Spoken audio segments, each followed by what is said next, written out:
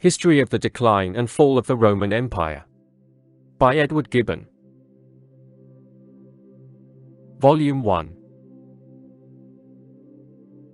If you are returning to the Classic Masterworks channel, welcome back.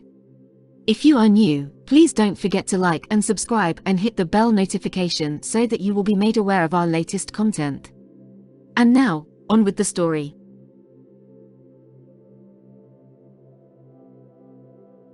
Chapter 9, State of Germany until the Barbarians. Part 1. The state of Germany till the invasion of the barbarians in the time of the Emperor Decius. The government and religion of Persia have deserved some notice, from their connection with the decline and fall of the Roman Empire. We shall occasionally mention the Scythian or Sarmatian tribes, which, with their arms and horses, their flocks and herds, their wives and families, wandered over the immense plains which spread themselves from the Caspian Sea to the Vistula, from the confines of Persia to those of Germany. But the warlike Germans, who first resisted, then invaded, and at length overturned the Western monarchy of Rome, will occupy a much more important place in this history, and possess a stronger, and, if we may use the expression, a more domestic, claim to our attention and regard. The most civilized nations of modern Europe issued from the woods of Germany, and in the rude institutions of those barbarians we may still distinguish the original principles of our present laws and manners. In their primitive state of simplicity and independence, the Germans were surveyed by the discerning eye, and delineated by the masterly pencil, of Tacitus, the first of historians who applied the science of philosophy to the study of facts. The expressive conciseness of his descriptions has served to exercise the diligence of innumerable antiquarians, and to excite the genius and penetration of the philosophic historians of our own times. The subject, however various and important, has already been so frequently, so ably, and so successfully discussed, that it is now grown familiar to the reader, and difficult to the writer. We shall therefore content ourselves with observing, and indeed with repeating, some of the most important circumstances of climate, of manners, and of institutions, which rendered the wild barbarians of Germany such formidable enemies to the Roman power. Ancient Germany, excluding from its independent limits the province westward of the Rhine, which had submitted to the Roman yoke, extended itself over a third part of Europe. Almost the whole of modern Germany, Denmark, Norway, Sweden, Finland, Livonia, Prussia, and the greater part of Poland, were peopled by the various tribes of one great nation, whose complexion, manners, and language denoted a common origin, and preserved a striking resemblance. On the west, ancient Germany was divided by the Rhine from the Gallic, and on the south, by the Danube, from the Illyrian provinces of the empire. A ridge of hills, rising from the Danube, and called the Carpathian Mountains, covered Germany on the side of Dacia or Hungary. The eastern frontier was faintly marked by the mutual fears of the Germans and the Sarmatians, and was often confounded by the mixture of warring and confederating tribes of the two nations. In the remote darkness of the north, the ancients imperfectly descried a frozen ocean that lay beyond the Baltic Sea, and beyond the peninsula, or islands of Scandinavia. Some ingenious writers have suspected that Europe was much colder formerly than it is at present, and the most ancient descriptions of the climate of Germany tend exceedingly to confirm their theory. The general complaints of intense frost and eternal winter are perhaps little to be regarded, since we have no method of reducing to the accurate standard of the thermometer, the feelings, or the expressions, of an orator born in the happier regions of Greece or Asia. But I shall select two remarkable circumstances of a less equivocal nature. The great rivers which covered the Roman provinces, the Rhine and the Danube, were frequently frozen over, and capable of supporting the most enormous weights. The barbarians, who often chose that severe season for their inroads, transported, without apprehension or danger, their numerous armies, their cavalry, and their heavy wagons, over a vast and solid bridge of ice. Modern ages have not presented an instance of a like phenomenon. The reindeer, that useful animal, from whom the savage of the north derives the best comforts of his dreary life, is of a constitution that supports, and even requires, the most intense cold. He is found on the rock of Spitzberg, within 10 degrees of the pole. He seems to delight in the snows of Lapland and Siberia, but at present he cannot subsist, much less multiply, in any country to the south of the Baltic. In the time of Caesar, the reindeer, as well as the elk and the wild bull, was a native of the Hercynian forest, which then overshadowed a great part of Germany and Poland. The modern improvements sufficiently explain the causes of the diminution of the cold. These immense woods have been gradually cleared, which intercepted from the earth the rays of the sun. The morasses have been drained, and, in proportion as the soil has been cultivated, the air has become more temperate. Canada, at this day, is an exact picture of ancient Germany. Although situated in the same parallel with the finest provinces of France and England, that country experiences the most rigorous cold. The reindeer are very numerous, the ground is covered with deep and lasting snow, and the great river of St. Lawrence is regularly frozen, in a season when the waters of the Seine and the Thames are usually free from ice. It is difficult to ascertain, and easy to exaggerate, the influence of the climate of ancient Germany over the minds and bodies of the natives.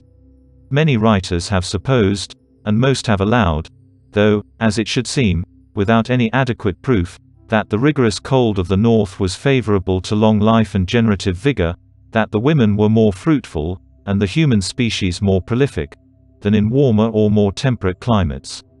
We may assert, with greater confidence, that the keen air of Germany formed the large and masculine limbs of the natives, who were, in general, of a more lofty stature than the people of the south, gave them a kind of strength better adapted to violent exertions than to patient labor, and inspired them with constitutional bravery, which is the result of nerves and spirits. The severity of a winter campaign, that chilled the courage of the Roman troops, was scarcely felt by these hardy children of the north, who, in their turn, were unable to resist the summer heats, and dissolved away in languor and sickness under the beams of an Italian sun. Chapter 9, State of Germany until the Barbarians, Part 2. There is not anywhere upon the globe a large tract of country, which we have discovered destitute of inhabitants, or whose first population can be fixed with any degree of historical certainty. And yet, as the most philosophic minds can seldom refrain from investigating the infancy of great nations, our curiosity consumes itself in toilsome and disappointed efforts. When Tacitus considered the purity of the German blood, and the forbidding aspect of the country, he was disposed to pronounce those barbarians indigene, or natives of the soil. We may allow with safety, and perhaps with truth, that ancient Germany was not originally peopled by any foreign colonies already formed into a political society, but that the name and nation received their existence from the gradual union of some wandering savages of the Hercynian woods. To assert those savages to have been the spontaneous production of the earth which they inhabited would be a rash inference, condemned by religion, and unwarranted by reason. Such rational doubt is but ill-suited with the genius of popular vanity. Among the nations who have adopted the Mosaic history of the world, the Ark of Noah has been of the same use, as was formerly to the Greeks and Romans the siege of Troy. On a narrow basis of acknowledged truth, an immense but rude superstructure of fable has been erected, and the wild Irishman, as well as the wild Tartar, could point out the individual son of Japhet, from whose loins his ancestors were lineally descended. The last century abounded with antiquarians of profound learning and easy faith, who, by the dim light of legends and traditions, of conjectures and etymologies, conducted the great-grandchildren of Noah from the Tower of Babel to the extremities of the globe. Of these judicious critics, one of the most entertaining was Olaus Rudbeck, professor in the University of Uppsala. Whatever is celebrated either in history or fable this zealous patriot ascribes to his country. From Sweden, which forms so considerable a part of ancient Germany, the Greeks themselves derived their alphabetical characters, their astronomy, and their religion. Of that delightful region, for such it appeared to the eyes of a native, the Atlantis of Plato, the country of the Hyperboreans, the gardens of the Hesperides, the Fortunate Islands, and even the Elysian fields, were all but faint and imperfect transcripts. A clime so profusely favored by nature could not long remain desert after the flood. The learned Rudbeck allows the family of Noah a few years to multiply from 8 to about 20,000 persons. He then disperses them into small colonies to replenish the earth, and to propagate the human species. The German or Swedish detachment, which marched, if I am not mistaken, under the command of Askenaz, the son of Gomer, the son of Japhet, distinguished itself by a more than common diligence in the prosecution of this great work. The northern hive cast its swarms over the greatest part of Europe, Africa, and Asia, and, to use the author's metaphor, the blood circulated from the extremities to the heart. But all this well-labored system of German antiquities is annihilated by a single fact, too well attested to admit of any doubt, and of too decisive a nature to leave room for any reply. The Germans, in the age of Tacitus, were unacquainted with the use of letters, and the use of letters is the principal circumstance that distinguishes a civilized people from a herd of savages incapable of knowledge or reflection. Without that artificial help, the human memory soon dissipates or corrupts the ideas entrusted to her charge, and the nobler faculties of the mind, no longer supplied with models or with materials, gradually forget their powers, the judgment becomes feeble and lethargic, the imagination languid or irregular. Fully to apprehend this important truth, let us attempt, in an improved society, to calculate the immense distance between the man of learning and the illiterate peasant. The former, by reading and reflection, multiplies his own experience, and lives in distant ages and remote countries, whilst the latter, rooted to a single spot, and confined to a few years of existence, surpasses but very little his fellow laborer, the ox, in the exercise of his mental faculties. The same, and even a greater, difference will be found between nations than between individuals, and we may safely pronounce, that without some species of writing, no people has ever preserved the faithful annals of their history, ever made any considerable progress in the abstract sciences, or ever possessed, in any tolerable degree of perfection, the useful and agreeable arts of life. Of these arts, the ancient Germans were wretchedly destitute. They passed their lives in a state of ignorance and poverty, which it has pleased some declaimers to dignify with the appellation of virtuous simplicity. Modern Germany is said to contain about 2,300 walled towns. In a much wider extent of country, the geographer Ptolemy could discover no more than 90 places which he decorates with the name of cities, though, according to our ideas, they would but ill deserve that splendid title. We can only suppose them to have been rude fortifications, constructed in the center of the woods, and designed to secure the women, children, and cattle, whilst the warriors of the tribe marched out to repel a sudden invasion. But Tacitus asserts, as a well-known fact, that the Germans, in his time, had no cities, and that they affected to despise the works of Roman industry, as places of confinement rather than of security.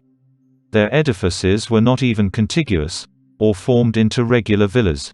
Each barbarian fixed his independent dwelling on the spot to which a plain, a wood, or a stream of fresh water, had induced him to give the preference. Neither stone, nor brick, nor tiles, were employed in these slight habitations. They were indeed no more than low huts, of a circular figure, built of rough timber, thatched with straw, and pierced at the top to leave a free passage for the smoke. In the most inclement winter, the hardy German was satisfied with a scanty garment made of the skin of some animal. The nations who dwelt towards the north clothed themselves in furs, and the women manufactured for their own use a coarse kind of linen. The game of various sorts, with which the forests of Germany were plentifully stocked, supplied its inhabitants with food and exercise. Their monstrous herds of cattle, less remarkable indeed for their beauty than for their utility, formed the principal object of their wealth. A small quantity of corn was the only produce exacted from the earth. The use of orchards or artificial meadows was unknown to the Germans. Nor can we expect any improvements in agriculture from a people, whose prosperity every year experienced a general change by a new division of the arable lands, and who, in that strange operation, avoided disputes, by suffering a great part of their territory to lie waste and without tillage. Gold, silver, and iron were extremely scarce in Germany. Its barbarous inhabitants wanted both skill and patience to investigate those rich veins of silver, which have so liberally rewarded the attention of the princes of Brunswick and Saxony. Sweden, which now supplies Europe with iron, was equally ignorant of its own riches, and the appearance of the arms of the Germans furnished a sufficient proof how little iron they were able to bestow on what they must have deemed the noblest use of that metal. The various transactions of peace and war had introduced some Roman coins, chiefly silver, among the borderers of the Rhine and Danube, but the more distant tribes were absolutely unacquainted with the use of money, carried on the confined traffic by the exchange of commodities, and prized their rude earthen vessels as of equal value with the silver vases, the presents of Rome to their princes and ambassadors. To a mind capable of reflection, such leading facts convey more instruction than a tedious detail of subordinate circumstances. The value of money has been settled by general consent to express our wants and our property, as letters were invented to express our ideas, and both these institutions, by giving a more active energy to the powers and passions of human nature, have contributed to multiply the objects they were designed to represent. The use of gold and silver is in a great measure factitious, but it would be impossible to enumerate the important and various services which agriculture, and all the arts, have received from iron, when tempered and fashioned by the operation of fire and the dexterous hand of man. Money, in a word, is the most universal incitement, iron the most powerful instrument, of human industry, and it is very difficult to conceive by what means a people, neither actuated by the one, nor seconded by the other, could emerge from the grossest barbarism. If we contemplate a savage nation in any part of the globe, a supine indolence and a carelessness of futurity will be found to constitute their general character. In a civilized state every faculty of man is expanded and exercised, and the great chain of mutual dependence connects and embraces the several members of society. The most numerous portion of it is employed in constant and useful labor. The select few, placed by fortune above that necessity, can, however, fill up their time by the pursuits of interest or glory, by the improvement of their estate or of their understanding, by the duties, the pleasures, and even the follies of social life. The Germans were not possessed of these varied resources. The care of the house and family, the management of the land and cattle, were delegated to the old and the infirm, to women and slaves. The lazy warrior, destitute of every art that might employ his leisure hours, consumed his days and nights in the animal gratifications of sleep and food. And yet, by a wonderful diversity of nature, according to the remark of a writer who had pierced into its darkest recesses, the same barbarians are by turns the most indolent and the most restless of mankind. They delight in sloth, they detest tranquility.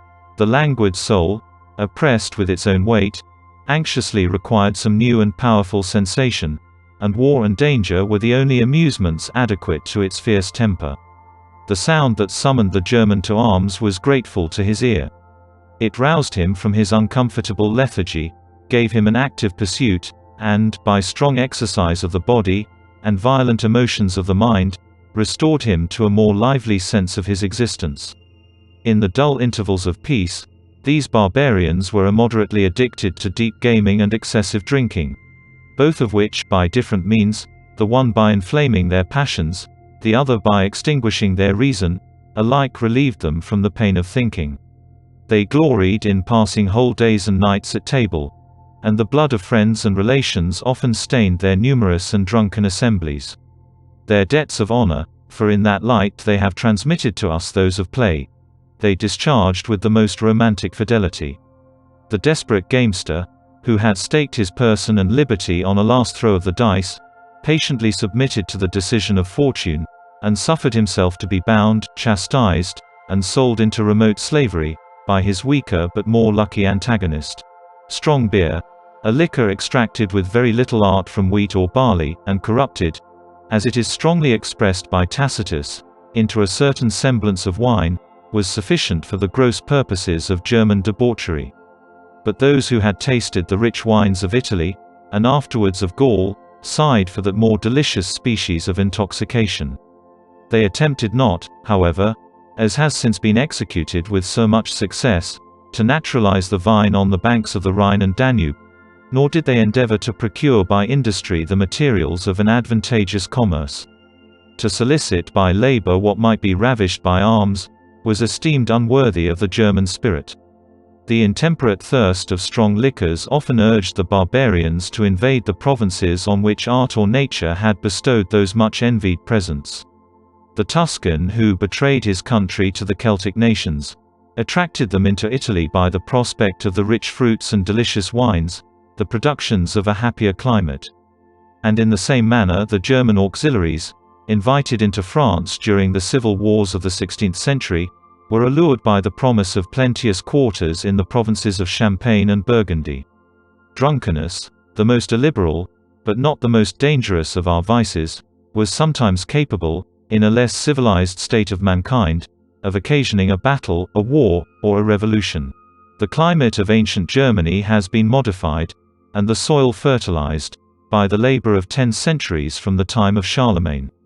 The same extent of ground which at present maintains, in ease and plenty, 1,000,000 of husbandmen and artificers, was unable to supply 100,000 lazy warriors with the simple necessaries of life. The Germans abandoned their immense forests to the exercise of hunting, employed in pasturage the most considerable part of their lands, bestowed on the small remainder a rude and careless cultivation, and then accused the scantiness and sterility of a country that refused to maintain the multitude of its inhabitants. When the return of famine severely admonished them of the importance of the arts, the national distress was sometimes alleviated by the emigration of a third, perhaps, or a fourth part of their youth. The possession and the enjoyment of property are the pledges which bind a civilized people to an improved country. But the Germans, who carried with them what they most valued, their arms, their cattle, and their women, cheerfully abandoned the vast silence of their woods for the unbounded hopes of plunder and conquest. The innumerable swarms that issued, or seemed to issue, from the great storehouse of nations, were multiplied by the fears of the vanquished, and by the credulity of succeeding ages. And from facts thus exaggerated, an opinion was gradually established, and has been supported by writers of distinguished reputation, that, in the age of Caesar and Tacitus, the inhabitants of the north were far more numerous than they are in our days. A more serious inquiry into the causes of population seems to have convinced modern philosophers of the falsehood, and indeed the impossibility, of the supposition. To the names of Mariana and of Machiavel, we can oppose the equal names of Robertson and Hume. A warlike nation like the Germans, without either cities, letters, arts, or money, found some compensation for this savage state in the enjoyment of liberty. Their poverty secured their freedom, since our desires and our possessions are the strongest fetters of despotism. Among the Suiones, says Tacitus, riches are held in honor. They are therefore subject to an absolute monarch, who, instead of entrusting his people with the free use of arms, as is practiced in the rest of Germany, commits them to the safe custody, not of a citizen, or even of a freedman, but of a slave. The neighbors of the Suiones, the Setones, are sunk even below servitude, they obey a woman. In the mention of these exceptions, the great historian sufficiently acknowledges the general theory of government. We are only at a loss to conceive by what means riches and despotism could penetrate into a remote corner of the north, and extinguish the generous flame that blazed with such fierceness on the frontier of the Roman provinces, or how the ancestors of those Danes and Norwegians, so distinguished in latter ages by their unconquered spirit, could thus tamely resign the great character of German liberty. Some tribes, however, on the coast of the Baltic, acknowledged the authority of kings, though without relinquishing the rights of men, but in the far greater part of Germany, the form of government was a democracy, tempered, indeed, and controlled, not so much by general and positive laws, as by the occasional ascendant of birth or valor, of eloquence or superstition. Civil governments, in their first institution, are voluntary associations for mutual defense. To obtain the desired end, it is absolutely necessary that each individual should conceive himself obliged to submit his private opinions and actions to the judgment of the greater number of his associates. The German tribes were contented with this rude but liberal outline of political society. As soon as a youth, born of free parents, had attained the age of manhood, he was introduced into the general council of his countrymen, solemnly invested with a shield and spear, and adopted as an equal and worthy member of the military commonwealth. The assembly of the warriors of the tribe was convened at stated seasons, or on sudden emergencies. The trial of public offences, the election of magistrates, and the great business of peace and war, were determined by its independent voice. Sometimes indeed, these important questions were previously considered and prepared in a more select council of the principal chieftains. The magistrates might deliberate and persuade, the people only could resolve and execute, and the resolutions of the Germans were for the most part hasty and violent. Barbarians accustomed to place their freedom in gratifying the present passion, and their courage in overlooking all future consequences, turned away with indignant contempt from the remonstrances of justice and policy, and it was the practice to signify by a hollow murmur their dislike of such timid counsels. But whenever a more popular orator proposed to vindicate the meanest citizen from either foreign or domestic injury, whenever he called upon his fellow countrymen to assert the national honor, or to pursue some enterprise full of danger and glory, a loud clashing of shields and spears expressed the eager applause of the assembly. For the Germans always met in arms, and it was constantly to be dreaded, lest an irregular multitude, inflamed with faction and strong liquors, should use those arms to enforce, as well as to declare, their furious resolves. We may recollect how often the diets of Poland have been polluted with blood, and the more numerous party has been compelled to yield to the more violent and seditious. A general of the tribe was elected on occasions of danger.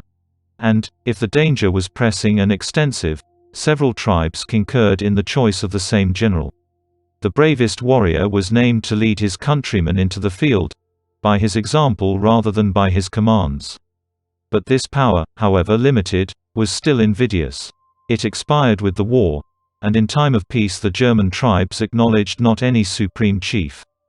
Princes were, however, appointed, in the General Assembly, to administer justice, or rather to compose differences, in their respective districts. In the choice of these magistrates, as much regard was shown to birth as to merit.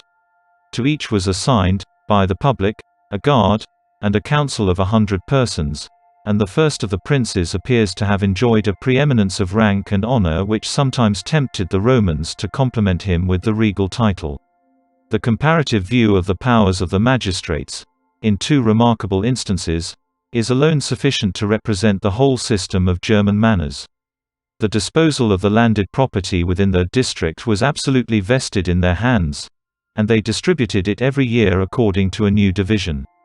At the same time they were not authorized to punish with death, to imprison, or even to strike a private citizen. A people thus jealous of their persons, and careless of their possessions, must have been totally destitute of industry and the arts, but animated with a high sense of honor and independence. Chapter 9, State of Germany until the Barbarians, Part 3. The Germans respected only those duties which they imposed on themselves. The most obscure soldier resisted with disdain the authority of the magistrates. The noblest youths blushed not to be numbered among the faithful companions of some renowned chief, to whom they devoted their arms and service. A noble emulation prevailed among the companions to obtain the first place in the esteem of their chief. Amongst the chiefs, to acquire the greatest number of valiant companions. To be ever surrounded by a band of select youths was the pride and strength of the chiefs, their ornament in peace, their defense in war. The glory of such distinguished heroes diffused itself beyond the narrow limits of their own tribe.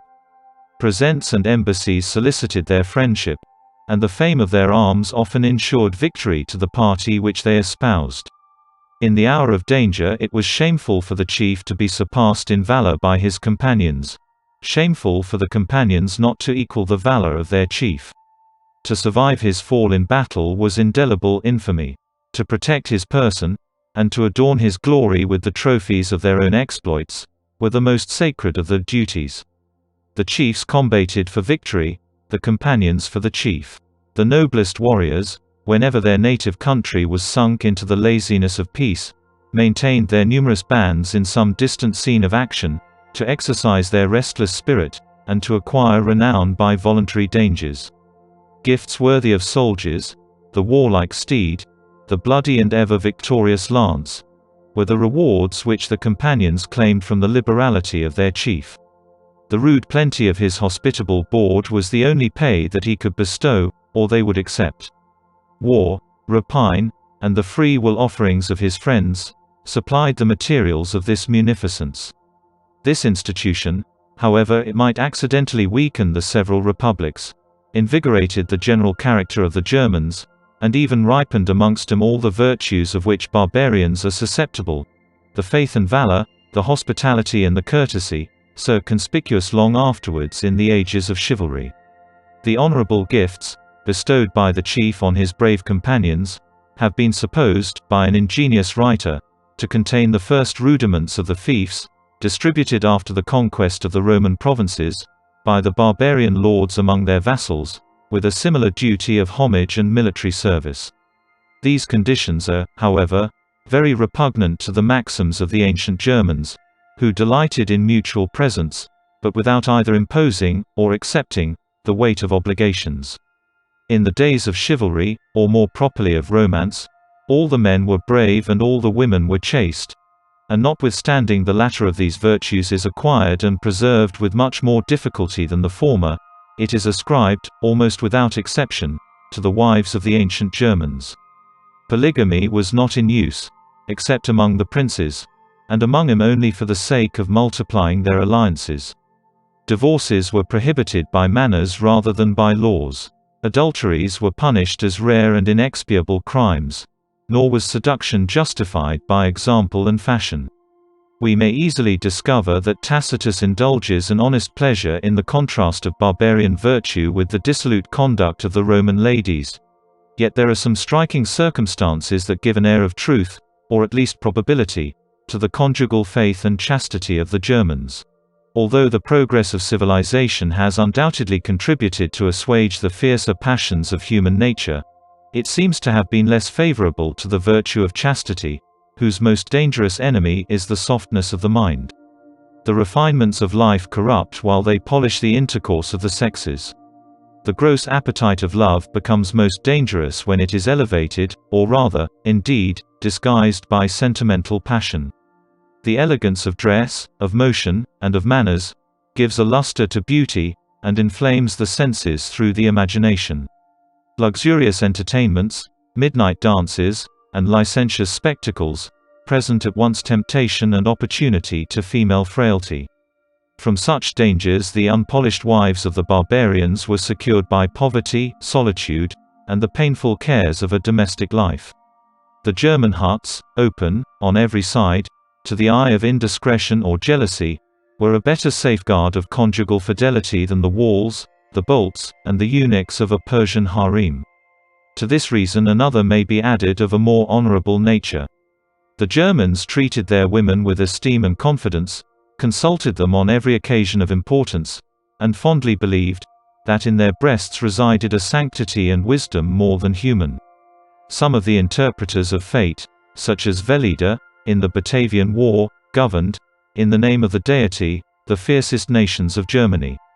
The rest of the sex, without being adored as goddesses, were respected as the free and equal companions of soldiers, associated even by the marriage ceremony to a life of toil, of danger, and of glory. In the great invasions, the camps of the barbarians were filled with a multitude of women, who remained firm and undaunted amidst the sound of arms, the various forms of destruction, and the honorable wounds of their sons and husbands. Fainting armies of Germans have, more than once, been driven back upon the enemy by the generous despair of the women, who dreaded death much less than servitude. If the day was irrecoverably lost, they well knew how to deliver themselves and their children, with their own hands, from an insulting victor. Heroines of such a caste may claim our admiration, but they were most assuredly neither lovely nor very susceptible of love. Whilst they affected to emulate the stern virtues of man, they must have resigned that attractive softness in which principally consist the charm and weakness of woman. Conscious pride taught the German females to suppress every tender emotion that stood in competition with honor, and the first honor of the sex has ever been that of chastity. The sentiments and conduct of these high-spirited matrons may, at once, be considered as a cause, as an effect, and as a proof of the general character of the nation. Female courage, however it may be raised by fanaticism, or confirmed by habit, can be only a faint and imperfect imitation of the manly valor that distinguishes the age or country in which it may be found. The religious system of the Germans, if the wild opinions of savages can deserve that name, was dictated by their wants, their fears, and their ignorance. They adored the great visible objects and agents of nature, the sun and the moon, the fire and the earth, together with those imaginary deities, who were supposed to preside over the most important occupations of human life. They were persuaded that, by some ridiculous arts of divination, they could discover the will of the superior beings, and that human sacrifices were the most precious and acceptable offering to their altars. Some applause has been hastily bestowed on the sublime notion, entertained by that people, of the deity, whom they neither confined within the walls of the temple, nor represented by any human figure. But when we recollect that the Germans were unskilled in architecture, and totally unacquainted with the art of sculpture, we shall readily assign the true reason of a scruple, which arose not so much from a superiority of reason, as from a want of ingenuity. The only temples in Germany were dark and ancient groves, consecrated by the reverence of succeeding generations. Their secret gloom, the imagined residence of an invisible power, by presenting no distinct object of fear or worship, impressed the mind with a still deeper sense of religious horror, and the priests, rude and illiterate as they were, had been taught by experience the use of every artifice that could preserve and fortify impressions so well suited to their own interest. The same ignorance, which renders barbarians incapable of conceiving or embracing the useful restraints of laws, exposes them naked and unarmed to the blind terrors of superstition. The German priests, improving this favorable temper of their countrymen, had assumed a jurisdiction even in temporal concerns, which the magistrate could not venture to exercise, and the haughty warrior patiently submitted to the lash of correction, when it was inflicted, not by any human power, but by the immediate order of the god of war.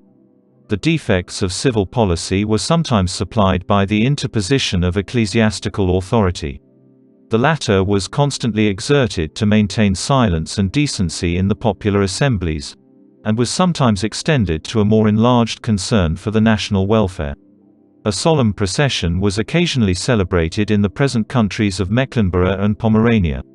The unknown symbol of the earth, covered with a thick veil, was placed on a carriage drawn by cows, and in this manner the goddess, whose common residence was in the Isles of Rügen, visited several adjacent tribes of her worshippers.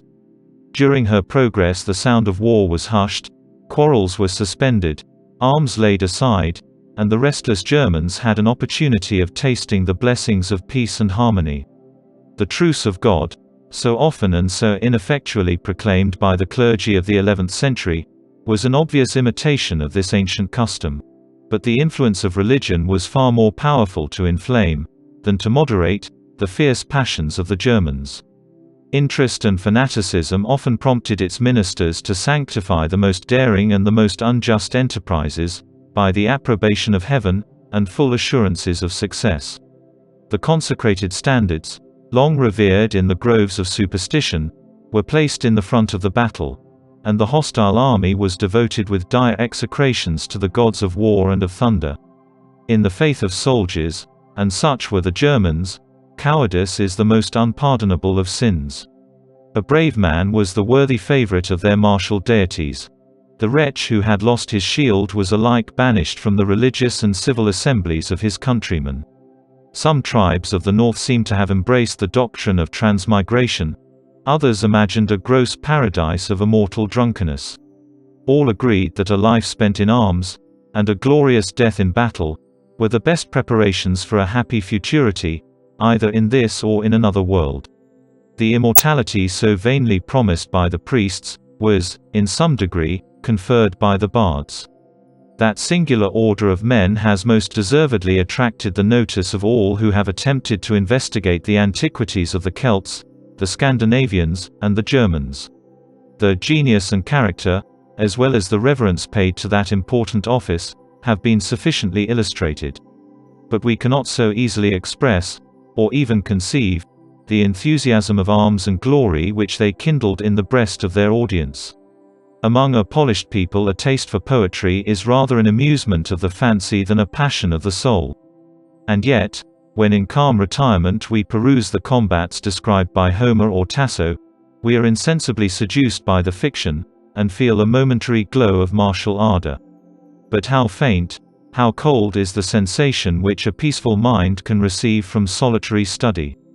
It was in the hour of battle, or in the feast of victory, that the bards celebrated the glory of the heroes of ancient days, the ancestors of those warlike chieftains, who listened with transport to their artless but animated strains. The view of arms and of danger heightened the effect of the military song, and the passions which it tended to excite, the desire of fame, and the contempt of death, were the habitual sentiments of a German mind. Such was the situation, and such were the manners of the ancient Germans. Their climate, their want of learning, of arts, and of laws, their notions of honor, of gallantry, and of religion, their sense of freedom, impatience of peace, and thirst of enterprise, all contributed to form a people of military heroes. And yet we find that during more than 250 years that elapsed from the defeat of Varus to the reign of Decius, these formidable barbarians made few considerable attempts, and not any material impression on the luxurious and enslaved provinces of the empire. Their progress was checked by their want of arms and discipline, and their fury was diverted by the intestine divisions of ancient Germany. It has been observed, with ingenuity, and not without truth, that the command of iron soon gives a nation the command of gold. But the rude tribes of Germany, alike destitute of both those valuable metals, were reduced slowly to acquire, by their unassisted strength, the possession of the one as well as the other. The face of a German army displayed their poverty of iron. Swords, and the longer kind of lances, they could seldom use. Their frami, as they called them in their own language, were long spears headed with a sharp but narrow iron point, and which, as occasion required, they either darted from a distance, or pushed in close onset. With this spear, and with a shield, their cavalry was contented.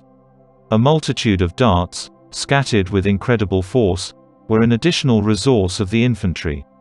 Their military dress, when they wore any, was nothing more than a loose mantle. A variety of colors was the only ornament of their wooden or osier shields. Few of the chiefs were distinguished by cuirasses, scarcely any by helmets. Though the horses of Germany were neither beautiful, swift, nor practiced in the skillful evolutions of the Roman manege, several of the nations obtained renown by their cavalry, but, in general, the principal strength of the Germans consisted in their infantry, which was drawn up in several deep columns, according to the distinction of tribes and families. Impatient of fatigue and delay, these half-armed warriors rushed to battle with dissonant shouts and disordered ranks, and sometimes, by the effort of native valor, prevailed over the constrained and more artificial bravery of the Roman mercenaries. But as the barbarians poured forth their whole souls on the first onset, they knew not how to rally or to retire. A repulse was a sure defeat, and a defeat was most commonly total destruction. When we recollect the complete armor of the Roman soldiers, their discipline, exercises, evolutions, fortified camps, and military engines, it appears a just matter of surprise, how the naked and unassisted valor of the barbarians could dare to encounter, in the field, the strength of the legions, and the various troops of the auxiliaries, which seconded their operations. The contest was too unequal, till the introduction of luxury had enervated the vigor, and a spirit of disobedience and sedition had relaxed the discipline, of the Roman armies. The introduction of barbarian auxiliaries into those armies was a measure attended with very obvious dangers, as it might gradually instruct the Germans in the arts of war and of policy. Although they were admitted in small numbers and with the strictest precaution, the example of Civilis was proper to convince the Romans that the danger was not imaginary, and that their precautions were not always sufficient. During the civil wars that followed the death of Nero, that artful and intrepid Batavian, whom his enemies condescended to compare with Hannibal and Sertorius, formed a great design of freedom and ambition. 8 Batavian cohorts renowned in the wars of Britain and Italy, repaired to his standard. He introduced an army of Germans into Gaul, prevailed on the powerful cities of Treves and Langres to embrace his cause, defeated the legions, destroyed their fortified camps, and employed against the Romans the military knowledge which he had acquired in their service. When at length, after an obstinate struggle, he yielded to the power of the empire, Civilis secured himself and his country by an honorable treaty. The Batavians still continued to occupy the islands of the Rhine, the allies, not the servants, of the Roman monarchy. The strength of ancient Germany appears formidable, when we consider the effects that might have been produced by its united effort. The wide extent of country might very possibly contain 1 million of warriors, as all who were of age to bear arms were of a temper to use them.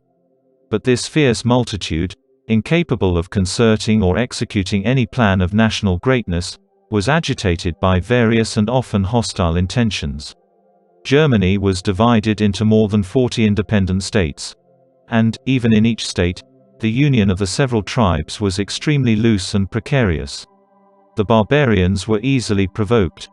They knew not how to forgive an injury, much less an insult. Their resentments were bloody and implacable. The casual disputes that so frequently happened in the tumultuous parties of hunting or drinking were sufficient to inflame the minds of whole nations. The private feuds of any considerable chieftains diffused itself among their followers and allies. To chastise the insolent, or to plunder the defenseless, were alike causes of war. The most formidable states of Germany affected to encompass their territories with a wide frontier of solitude and devastation. The awful distance preserved by their neighbors attested the terror of their arms, and in some measure defended them from the danger of unexpected incursions.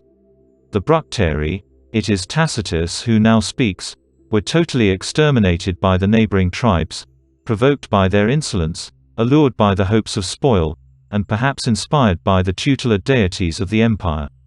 Above 60,000 barbarians were destroyed, not by the Roman arms, but in our sight, and for our entertainment.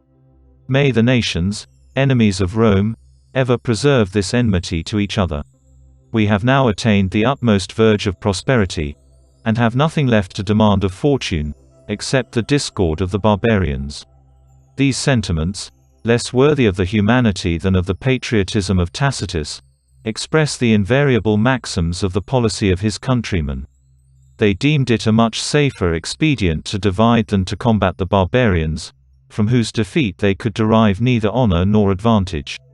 The money and negotiations of Rome insinuated themselves into the heart of Germany, and every art of seduction was used with dignity, to conciliate those nations whom their proximity to the Rhine or Danube might render the most useful friends as well as the most troublesome enemies.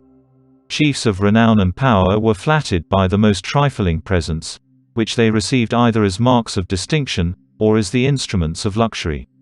In civil dissensions the weaker faction endeavored to strengthen its interest by entering into secret connections with the governors of the frontier provinces. Every quarrel among the Germans was fomented by the intrigues of Rome, and every plan of union and public good was defeated by the stronger bias of private jealousy and interest. The general conspiracy which terrified the Romans under the reign of Marcus Antoninus comprehended almost all the nations of Germany, and even Sarmatia, from the mouth of the Rhine to that of the Danube. It is impossible for us to determine whether this hasty confederation was formed by necessity, by reason, or by passion. But we may rest assured that the barbarians were neither allured by the indolence, nor provoked by the ambition, of the Roman monarch. This dangerous invasion required all the firmness and vigilance of Marcus. He fixed generals of ability in the several stations of attack, and assumed in person the conduct of the most important province on the upper Danube. After a long and doubtful conflict, the spirit of the barbarians was subdued. The Quadi and the Marcomanni, who had taken the lead in the war, were the most severely punished in its catastrophe.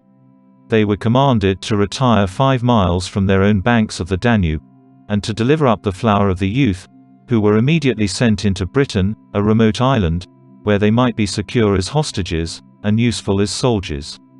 On the frequent rebellions of the Quadi and Marcomanni, the irritated emperor resolved to reduce their country into the form of a province. His designs were disappointed by death. This formidable league, however, the only one that appears in the 2 first centuries of the imperial history, was entirely dissipated, without leaving any traces behind in Germany. In the course of this introductory chapter, we have confined ourselves to the general outlines of the manners of Germany, without attempting to describe or to distinguish the various tribes which filled that great country in the time of Caesar, of Tacitus, or of Ptolemy. As the ancient, or as new tribes successively present themselves in the series of this history, we shall concisely mention their origin, their situation, and their particular character. Modern nations are fixed and permanent societies, connected among themselves by laws and government, bound to their native soil by art and agriculture. The German tribes were voluntary and fluctuating associations of soldiers, almost of savages. The same territory often changed its inhabitants in the tide of conquest and emigration. The same communities, uniting in a plan of defense or invasion, bestowed a new title on their new confederacy.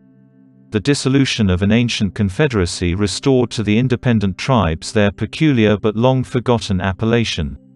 A victorious state often communicated its own name to a vanquished people. Sometimes crowds of volunteers flocked from all parts to the standard of a favorite leader. His camp became their country, and some circumstance of the enterprise soon gave a common denomination to the mixed multitude. The distinctions of the ferocious invaders were perpetually varied by themselves, and confounded by the astonished subjects of the Roman Empire. Thank you for watching.